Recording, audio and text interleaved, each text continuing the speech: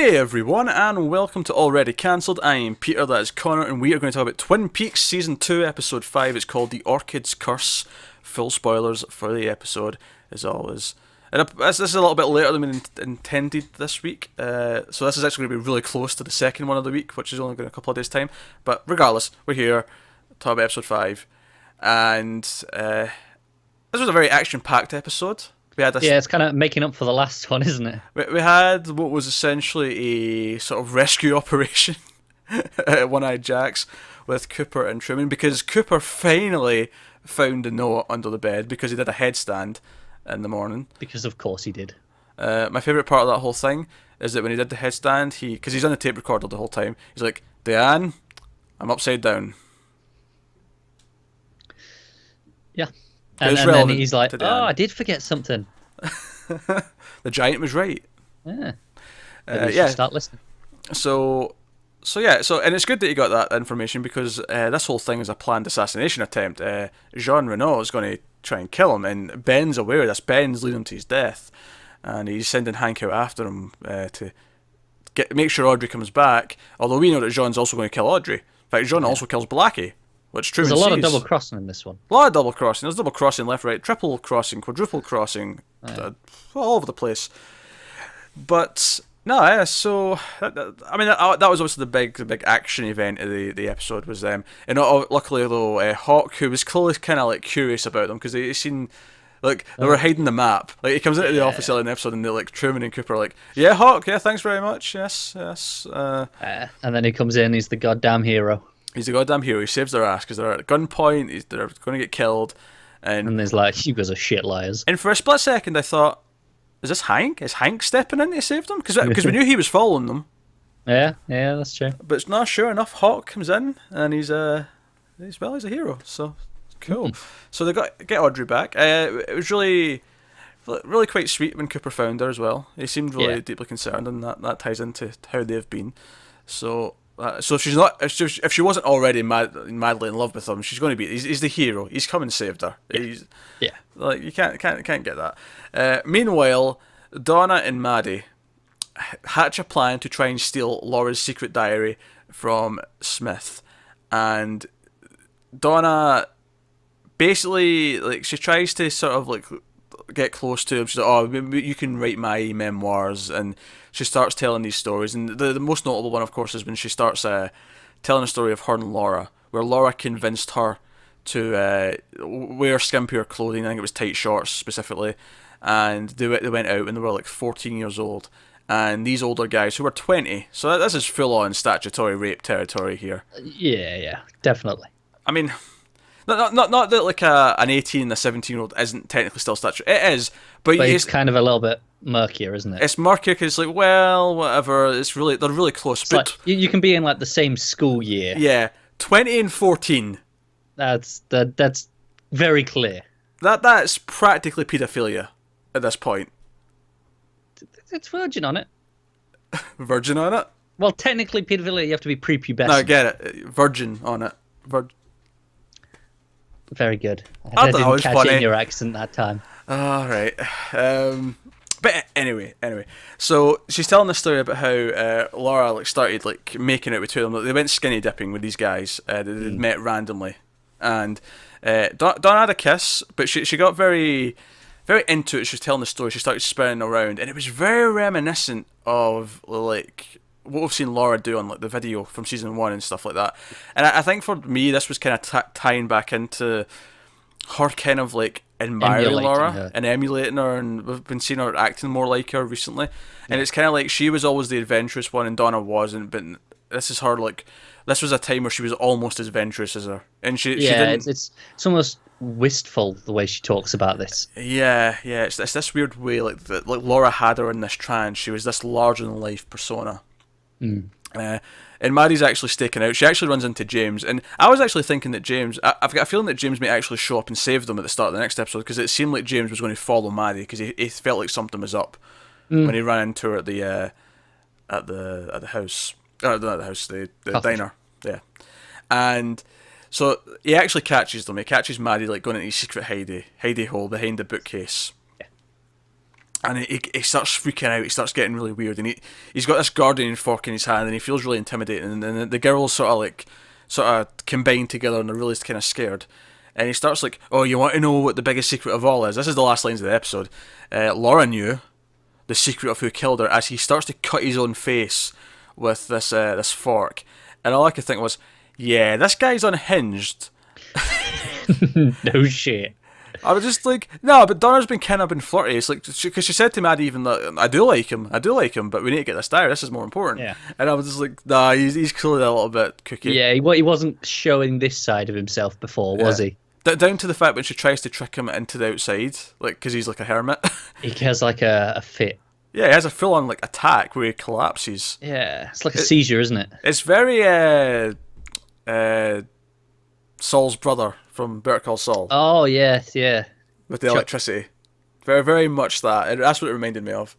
Yeah, I see what you mean. Shock. Yeah, it's been a long time since season 2. I've forgotten his name. It has been a while. It's back next month. Looking forward to it. I know.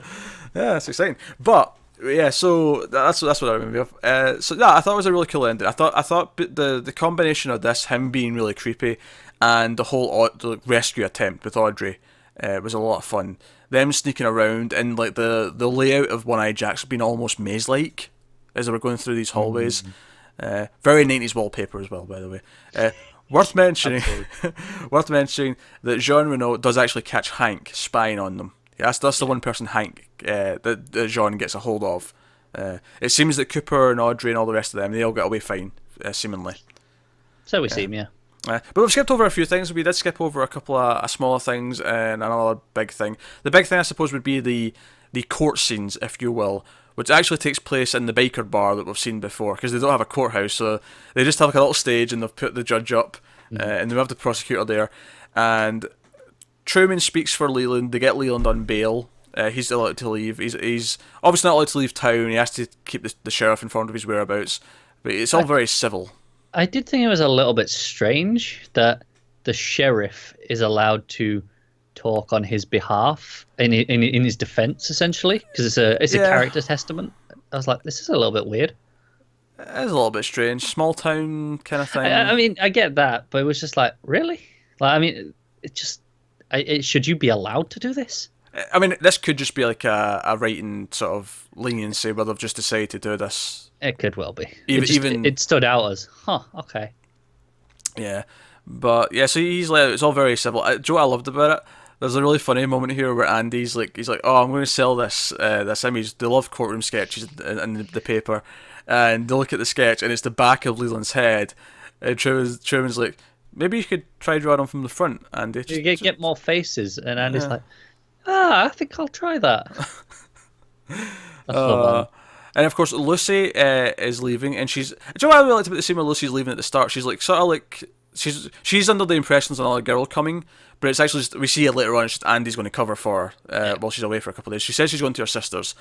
And what I like about the scene when she's leaving, it's got that kind of thing where she's worried about her boys when she's away because she thinks they won't cope. So she's like, I can stay for a couple hours and like show the new girl, the temp, how to like do the coffee and everything else. And I thought that was kind of heartwarming and fun, the way she kind of treats everyone. But of course, Andy gets his test results back while he's like covering for her. He's got post-it notes stuck all over him. And he and the receptionist at the doctor's office, because he doesn't get the doctor, he gets the receptionist who has to explain to him what his test results are. So he had something, but it's all cleared up now. And the way she puts it is like, you're not just one man, you're a full town. Is the way she puts it. He's got a lot of swimmers essentially now, and he puts the phone down and yells out, "I'm a full town!" And Truman's standing, he's walking past to go to his office at the time, and Truman just doesn't even ask. He just sort of like... Just like, yeah, whatever. He's like, good job, Andy. Like, he didn't say that, but that's essentially the look he gives him. It's good job, Andy, as he goes. And he goes in and Cooper's like, what's that? He's like, don't ask. Which is exactly what he did. He did not ask. He knows exactly what he's doing around here. Just kept going. He has spent many years in this environment and knows exactly when to ask and when not to. Yeah. But when Andy phones the contact number thinking he's going to get Lucy's sister, he gets an abortion clinic. So yes. So Lucy's having it fixed, and we'll see where this leads next episode. I don't think she's going to go through with it. No, either she'll choose not to, or Andy will get a hold of her and go, "Hey, it might be mine. Don't do it." Yeah. So other small bits and pieces. Oh, back to the court. Actually, we never spoke about the second trial, if you will. That's not trial, but they'll talk about Leo hearing. Yeah, they'll talk about Leo, and they basically can deduce that they're not going to try Leo. There's no point. He's in a coma. The judge even sort of gets Cooper and Truman and asks, like, well, is he the guy? Like, is it worth going through with this if you don't think it's him? And he's like, no, I don't believe it's him. I believe we will catch the killer, and they decide not to. Yeah, that's all fine. Honestly, the court stuff, it had some fun moments, but most of it for me was kind of like paperwork. It's like, we need to do this. We need to establish all these things. But in and of itself, it wasn't really doing a whole lot in terms of No, like, I enjoyed them, when they go and sit at the bar after, when they talk to him, and he's like, is this worth it? I like that he comes over to them. It's like they're friends, off the books. Look, let's just cut the shit. We don't want to sit through this courtroom stuff as much as any of the rest of you do. Let's just go, right, can we skip this? Yeah, we can skip this. That's what it kind of felt like. It felt like, right, we're doing the bare minimum of this as we have to, because this is not what we're interested in doing as a show. Yeah. So, yeah. I mean, we might get the Leland trial later on, but it wouldn't surprise me if we don't. If that's like either after the show ends, or if it's just something that happens off camera for the most part, or whatever. But yeah, it gets to that. As I say that I'm complaining, the scenes were fun enough themselves, and the rest of the episode was more than action-packed to make up for it. Elsewhere, so the Asian guy who we thought was the... In with the triads. Well, no, we thought he was, or at least he was presented to be the critic, the food critic that everyone thought was coming to town, and we speculated he looks shady. Maybe he's with the triads, because we know there's other triad characters.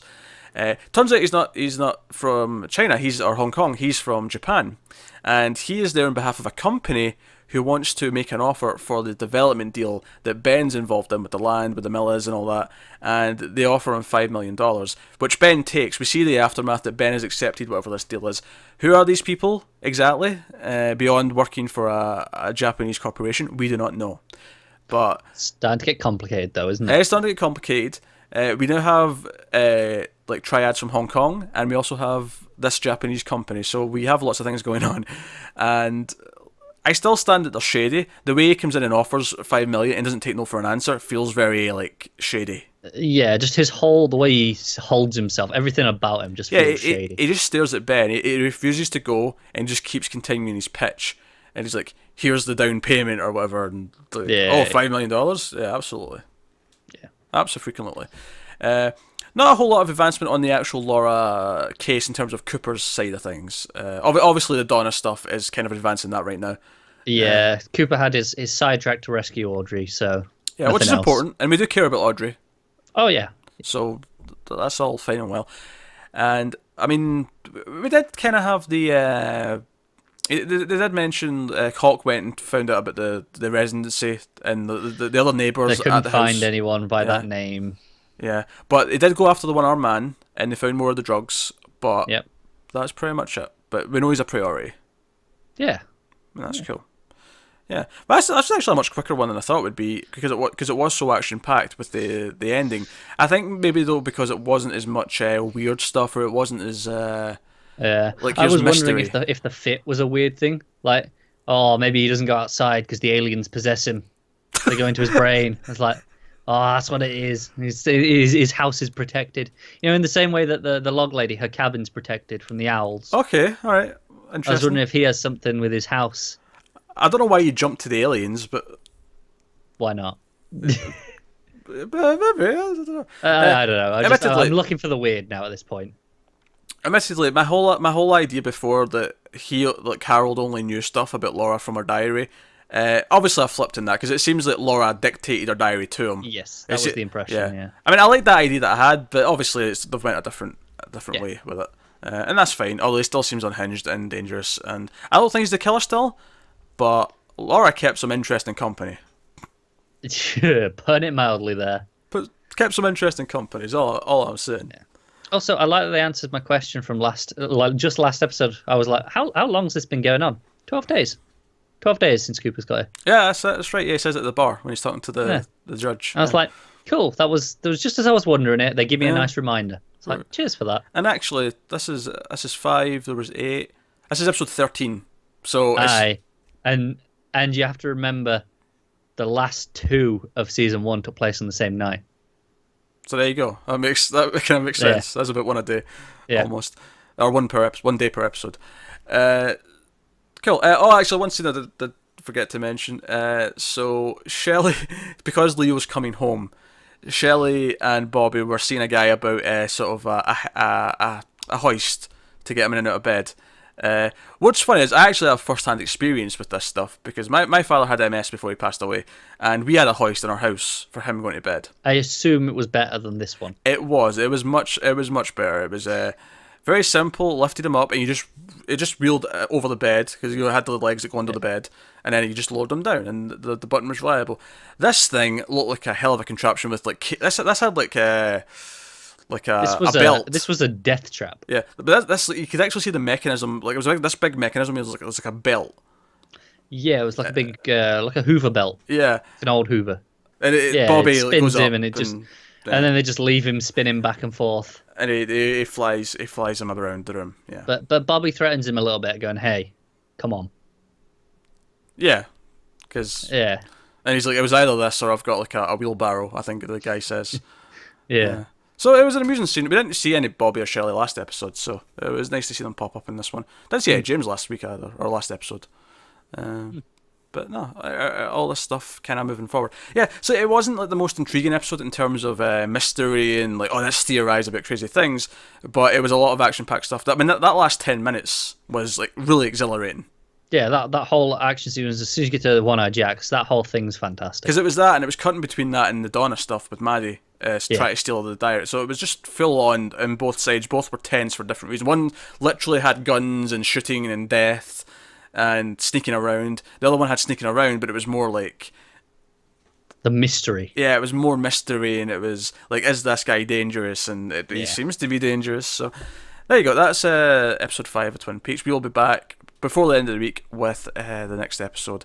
So let us know what you thought of this one in the comments below. Like and subscribe and all that stuff. It helps us out a lot. Get us on Twitter at mailed_fuzz for channel updates. Individual Twitters on the screen. I'm doing this too fast, so I'm struggling to finish it.